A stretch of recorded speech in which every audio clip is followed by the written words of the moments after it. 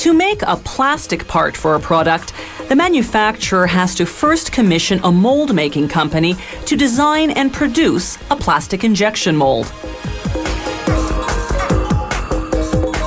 The mold begins as bars of chromium steel, a high-durability metal that can withstand repeated high-pressure injection of plastic. Workers assemble several bars into a block called a mold base. They mount this base on a milling machine, which shaves the bars to the right dimension. This step is critical, enabling them to later machine the base into a mold that's faithful to the technical design, right down to the 100th of a millimeter. A mold usually consists of two halves, each of which is comprised of several components.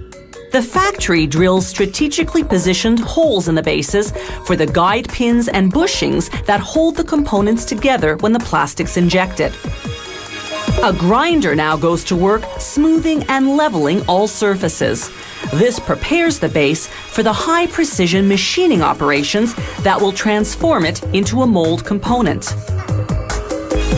A computer-guided tooling machine called the CNC slowly machines the base, wearing away the steel particle by particle to create the mold component's shape. This one, part of a mold for the plastic rim around a snowmobile's front headlight, takes 20 hours to complete. From here, most mold components go on to a second tooling machine, especially if they have some fine detailing that this CNC machine is incapable of carving. The second machine is outfitted with a copper electrode in the shape of the plastic part, in this case a snowmobile oil gauge. After polishing the electrode to ensure flawless casting, they use a sophisticated measuring device to verify the dimensions. The electrode goes face down on the second tooling machine called the EDM. Directly underneath is the mold half that's already been partially formed on the first machine. A strong electric current runs through the electrode and penetrates the mold, forming a cavity in the shape of the electrode. After tooling, they drill coolant lines.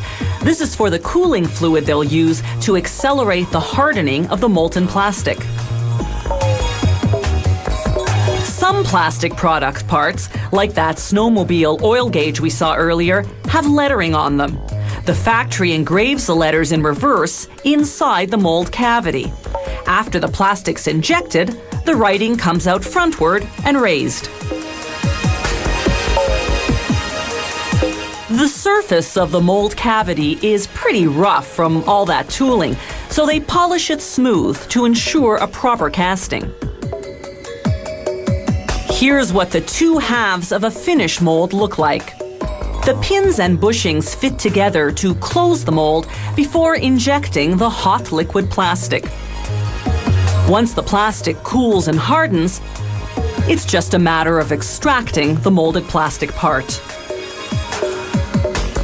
Here's a different molding method. A two-step process they're using to make these buttons that go on the steering handle of a jet ski.